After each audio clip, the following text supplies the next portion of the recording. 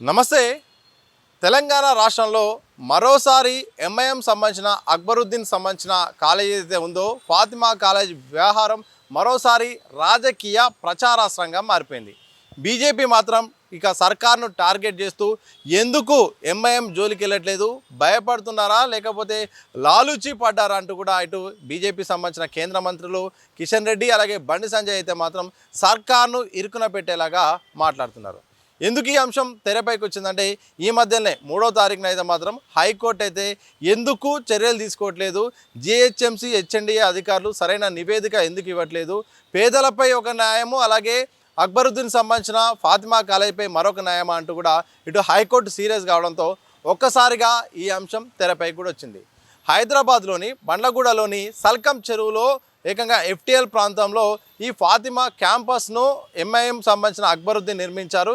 ఇది అక్రమ కట్టడం అంటూ కూడా కొంతకాలంగా ప్రచారం జరుగుతున్న సందర్భంలో ఇటు హైకోర్టు కూడా ఈ విషయంలో ఇక జోక్యం చేసుకుంది. ప్రభుత్వం ఎందుకు ఈ విషయంలో అలసత్వం వహిస్తుంది, నివేదికలు 3 నెలలు అవుతుంది కానీ నివేదికలు పూర్తి స్థాయిలో ఎందుకు ఇవ్వట్లేదు, వారం రోజుల్లోగా ఈ నివేదికలు పూర్తి స్థాయిలో ఇవ్వాల్సిందే అంటూ కూడా సీరియస్ కావడంతో ఒక్కసారిగా కొంతకాలంగా సైలెంట్గా మారిన ఈ అంశం మరొకసారి ఇక వార్తల్లో కూడా నిలిచింది. ఇదే సందర్భంలో హైడ్రా పైన కూడా సోషల్ మీడియాలో ఇటు ప్రధానంగా ప్రతిపక్ష పార్టీలు అయితే మాత్రం విమర్శిస్తున్నాయి. హైడ్రా అనేది పేదల జోలికి వెళ్తుందా, పెద్దలకు జోలికి వెళ్ళదా, పెద్దల్ని ఎందుకు వెనకేస్తుంది, పేదల ఇండ్లు మాత్రం కూల్చేస్తుంది. కానీ అక్బరుద్దీన్ సంబంధించిన ఫాతిమా కాలేజ్ వ్యవహారం ఇంత వార్తలు వచ్చినా, ఇన్ని రకాలుగా ప్రచారం జరిగినా, ఇన్ని రకాలుగా ఆరోపణలు వచ్చినా ఎందుకు చర్యలు తీసుకోవట్లేదు అంటూ కూడా ఇటు ప్రతిపక్షాలు అలాగే సోషల్ మీడియాలో కూడా ప్రధానంగా పోస్టులు కూడా కొనసాగుతున్నాయి. ఇదే సందర్భంలో ఎంఐఎం అధినేత సోదరుడు అయిన అక్బరుద్దీన్ అయితే మాత్రం ఈ అంశంపై మాట్లాడుతూ కూల్చేయండి, ఒక్క కాలేజీ కూల్చేస్తే 100 కాలేజీలు కడతాము, అవసరమైతే చెట్టు కిందనైనా కూర్చోబెట్టి విద్యార్థులకు పాఠాలు చెప్తాను తప్ప తల వంచను, ఆత్మగౌరవం విషయంలో మాత్రం వెనక్కి తగ్గను. ఇది ఒక మంచి ఉద్దేశంతో పేదవాళ్ళకు కట్టిన కాలేజీ ఈరోజు రాజకీయాల కోసమో కొందరు కావాలనే దీనిపై కుట్ర చేస్తున్నారు. ఇప్పటికైనా ఆ కుట్ర ఆపాల్సిన అవసరం ఉంది. ఒకవేళ ఎవరెన్ని కుట్రలు చేసినా మాత్రం ఒక్క కాలేజీ కూల్చితే 100 కాలేజీ నిర్మిస్తానంటూ కూడా ఆయన ఇదే సందర్భంలో ఘాటుగా మాట్లాడారు. ఇలా మొత్తానికి 3వ తారీఖు హైకోర్టు ఎప్పుడైతే సీరియస్ అయిందో ఆ తర్వాత ఇక దీనికి సంబంధించిన రకరకాల ఫాలోఅప్స్ వస్తున్నాయి. ఇటు బీజేపీ నుండి తీవ్రంగా సర్కార్ను టార్గెట్ చేసి ఇదే సందర్భంలో విమర్శలు వస్తున్నాయి. ఇదే సందర్భంలో హైడ్రా పైన కూడా హైడ్రా ఏం చేస్తుంది, హైడ్రా ఎందుకు పెద్ద పెద్ద వాళ్ళ జోలికి ఎందుకు వెళ్ళట్లేదు, అలాగే ఈ చాలా ప్రూఫ్గా చాలా స్పష్టంగా కనిపిస్తోంది. పెద్ద ఎత్తున ఇటు చాలామంది కంప్లైంట్లు కూడా ఇచ్చారు.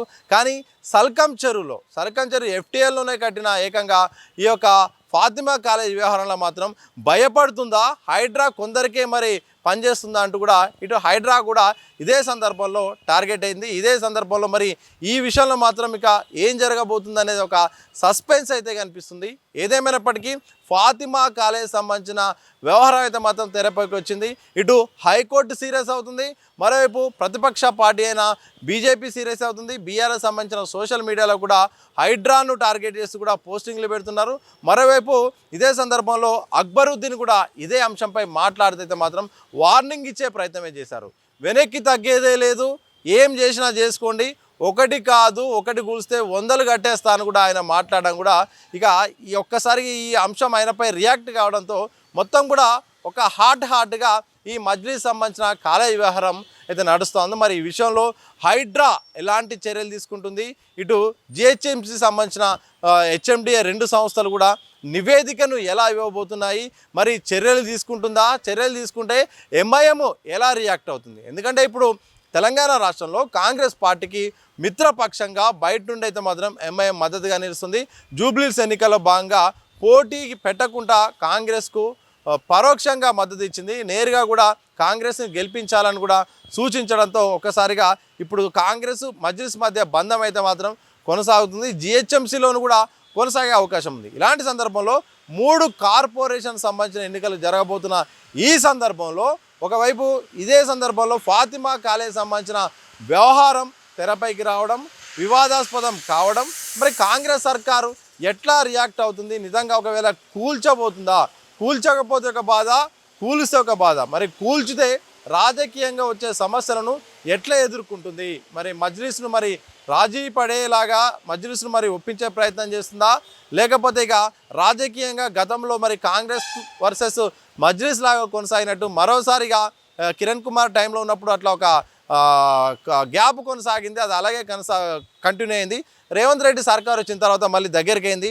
మరోసారి మళ్ళీ గతంలో లాగా కాంగ్రెస్ వర్సెస్ మజ్లిస్గా మారుతుందా, లేకపోతే ఈ అంశానికి ఇలాగే నాంచుకుంటూ మరి కోర్టు పరిధిలోకి ఇలాగే ఉచ్చుకుంటూ లేట్ అవుతుందా అనేది మాత్రం తెలుస్తూ ఉంది. రకరకాల ప్రచారాలు జరుగుతున్నాయి, చర్చలు జరుగుతున్నాయి. మరి ఈ అంశానికి ఎవరు ఫుల్ స్టాప్ పెడతారు, ఎలా ఫుల్ స్టాప్ పడుతుంది, లేకపోతే కొనసాగిస్తూనే ఉంటారనేది మాత్రం భవిష్యత్తులో తెలిసే అవకాశం ఉంది. ఏదేమైనప్పటికీ ఏదైతే జూలై 3వ తారీఖున హైకోర్టు అయితే మాత్రం ప్రధానంగా ఈ యొక్క ఫాతిమా కాలేజ్ వ్యవహారంపై సీరియస్ కావడంతో ఈ అంశం ఇక రాజకీయ రంగు కూడా పులుముకుంది. బీజేపీ ఎంటర్ అయింది. బండి సంజయ్, ఇటు కిషన్ రెడ్డి, బీజేపీ సంబంధించిన కీలక నేతలు కూడా సర్కార్ను టార్గెట్ చేసి వాయిస్ మాట్లాడుతున్నారు. ఇదే సందర్భంలో అక్బరుద్దీన్ కూడా బయటకు వచ్చి కూడా ఏం చేస్తారో చేసుకోండి, నేను వెనక్కి తగ్గేదే లేదని కూడా ఆయనే అదే గట్టిగా ఉన్నారు. ముందు సర్కార్, తెలంగాణ సర్కార్ ఎలా ముందడుగేస్తుంది, నిజంగా కాలేజీను కూలుస్తుందా, నాంచివేత ధోరణి కొనసాగిస్తుందా అనేది మాత్రం ప్రభుత్వం తీసుకునే నిర్ణయాన్ని బట్టి ఆధారపడి ఉంటుంది.